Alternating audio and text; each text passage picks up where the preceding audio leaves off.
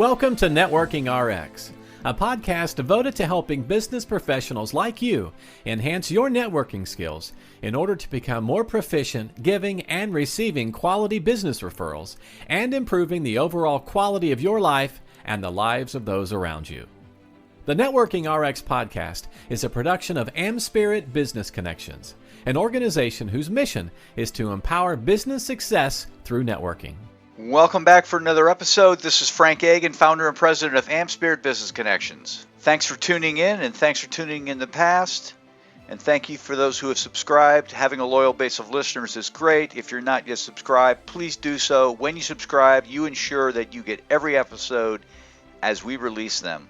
And thanks to those who have referred others to the podcast. That really helps build the base of listeners and subscribers beyond what we've already achieved. Finally, thanks for the comments and thanks for the suggestions on show topics. That certainly helps us keep things going.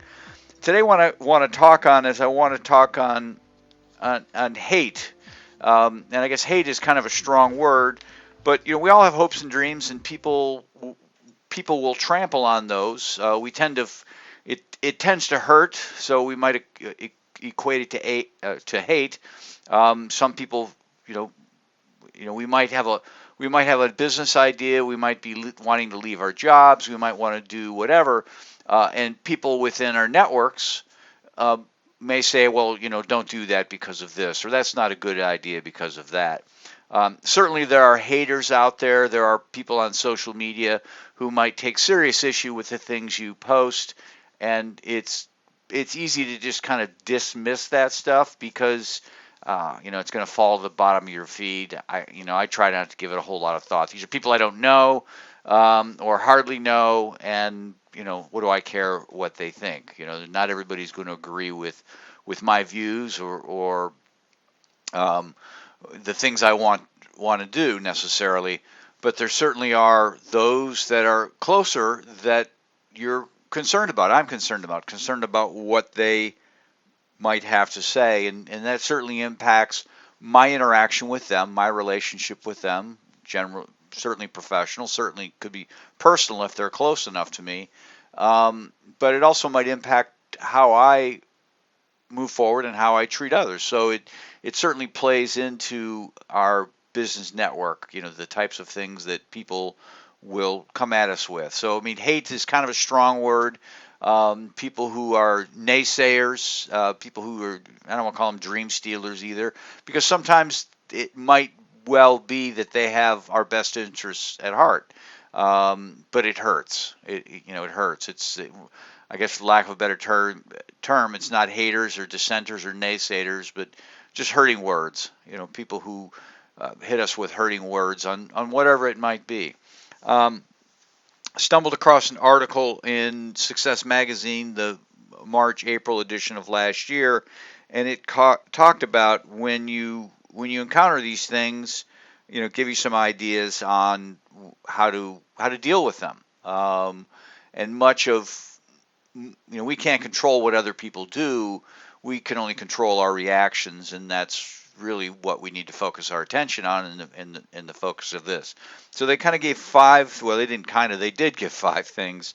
The first thing they talked about is, consider the person. Consider the person who's coming at you. Consider, really kind of their motivations. Consider their background. Some people grew up in households where it was a very direct approach. Some people grew up in households where not so much. Some people grew up in households where, I'll use myself as an example. My father was a college professor. So the notion of being an entrepreneur, when myself, my brother, and my sister all essentially told our father, all within the same month, totally coincidentally, totally separately, hey, we were choosing an entrepreneurial path, he didn't understand it. Not that he was a dissenter or anything like that, but, to him, he didn't understand the risk, and so he was naturally, going to encourage we shy away from that or rethink our decisions. Why don't you just get somebody to hire you? and so I have to consider, I had to consider that. I mean, it was you're hoping for that support, not that he kept on it or kept on it. He was just going to let us do our thing, but certainly share his opinion. But I had to kind of reflect back. Okay, he's got a different experience in life. His father worked for the Chicago Transit Authority. Kind of a very secure job, kind of a union type job. He went on and went to college, got his PhD, and became a college professor. Not that that's entirely secure, but you get to a point, you get tenure, it's kind of somewhat of a secure position. Being an entrepreneur is not. So I had to kind of consider that. And when people come at you with things that you don't agree with but are hurtful, you need to really kind of consider their perspective. Not that it's right, not that it's wrong. Obviously, we need to be respectful of one another, but you need to look at their perspective and how they see things. You also need to the second thing they talked about is putting your feelings aside. While people might say things to you and those things might hurt, you really have to kind of pull yourself out of that emotion. And if I've talked about this on this program, that there are several different parts of the brain, and there's a more primitive side of our brain, which leads us to kind of reactions, and it's very fast. And then there's a more logical part of our brain that's slower, but certainly helps us think. And if we can engage that logical part of the brain, it kind of quells the emotional side of our brain. And so you kind of put your ego aside and say, okay, well, why would somebody say this? Why would somebody come at me and say my idea doesn't work, or don't go start a business, or don't do that with your business, don't rebrand your business, and just really kind of take a step back from that and just, okay, my ego's hurt, but let me just take a deep breath and really kind of think about this, and maybe there's something there. Third thing they talk about is, it says, if necessary, ask clarifying questions. Sometimes people will say things, and you're interpreting it one way, and they mean it entirely different way. So, for example, my father might say, you really ought to rethink being an entrepreneur. And I was going off into private practice of law. And maybe what he was saying was, don't do that, but don't do it that way. And so I just really kind of need to ask, okay, what are your concerns? What are your concerns with what I'm doing? And by asking that and kind of clarifying through that, I can get a better sense as to what he really means. I mean, I wasn't on the professor PhD track at all. I mean, I'd gotten a law degree and gotten an MBA, and I was in the business world, and that's where I would pretty much stay at that point in time. I had no inclination or even curiosity about the educational world, and that's for some people that's where it's at. For me, it wasn't. But to kind of share with my father what I was doing, I needed to kind of clarify. Okay, what's your concern with this? Is maybe it's the type of law that I'm looking to do, or whatever it might be.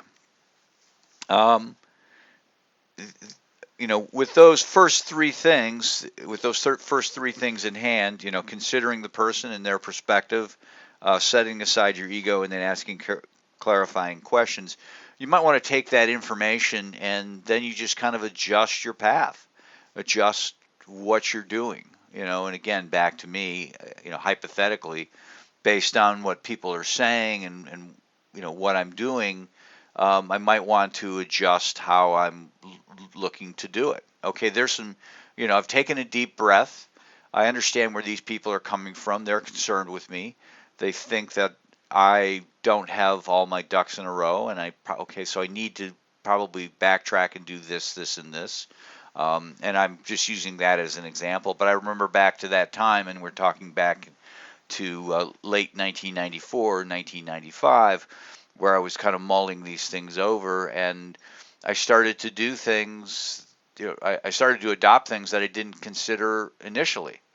just because people had said things and given me the opportunity to kind of gain a new perspective. And so, I wasn't going to stop. I wasn't going to not be self-employed. Wasn't going to be an attorney in private practice or head down that path.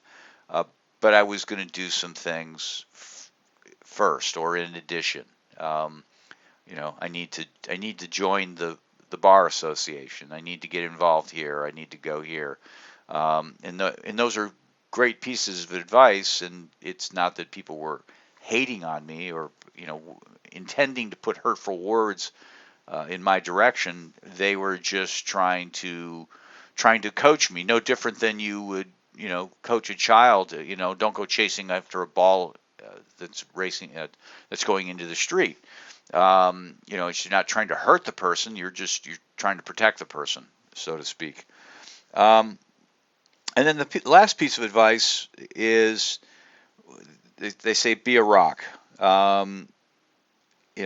If the negativity continues to flow, practice the words of Epictetus, and it starts out the article with a quote from Epictetus, and I will read the quote. Obviously, the quote's in public domain, so I don't want to share the whole article, but I'll certainly share this quote. Remember that it is we who torment, we who make difficulties for ourselves. That is, our opinions do. What, for instance, does it mean to be insulted? Stand by a rock and insult it. And what have you accomplished? If someone responds to insult like a rock, what has the abuser gained? That's an interesting quote, and essentially, be a rock. People are going to say things, and certainly consider them. And if there's really no merit to what they say, you just need to kind of be a rock and just ignore it and move on. People are going to have opinions. People are going to share their opinions. A lot of people who share their opinions aren't walking in your shoes, aren't having the same perspective, and you can't let it affect you. You can't certainly let it affect your relationships with others. It might affect your relationship with them, and that's a whole nother conversation of how you're going to be direct with them. But you have hopes, you have dreams, you have aspirations, and you need to certainly pursue them. And people are not going to agree with what you're doing or how you're doing it, and that's just the way it's going to be. So you just need to kind of roll forward. Let me wrap up by reminding you that if you know an entrepreneur, business owner, professional that seems to enjoy networking, they appear well connected, they might be involved in a chamber or professional networking organization, they would be a great person for me to meet. As you know, being networked is vital to success, and receiving referrals is really the most effective means of generating business. In my mind, it's the only means. So if you know of such a business professional who's well connected, work into the conversation this rhetorical question. If you had a choice, would you rather be a renter or the person who owns the building? Now, they'll certainly chuckle at it, and again, it's rhetorical, but they'll indicate that somehow they want to own the building. Why wouldn't they? When they do, indicate that you're familiar with the franchise opportunity through AmSpirit Business Connections, where they're not just paying to be part of a professional network, but rather they're instrumental in building that professional network and profiting from the people who are involved. From there, suggest that they contact me using the email provided at the end of this podcast or within the show notes, or better yet, email them and me on the same message, connecting the two of us, and we could take it from there. I would appreciate that. Thanks for joining us on the Networking RX podcast. Please put what you've learned into action today and let us know if you have questions, comments, or ideas for future topics. You can email them to us at podcast@amspirit.com. That's AmSpirit.com. Finally, so you never miss an episode, be sure to subscribe to the Networking RX podcast through iTunes, Overcast, or however you receive your podcasts. Now get out and network with someone. The Networking RX podcast is the copyright production of AmSpirit Business Connections. All rights reserved.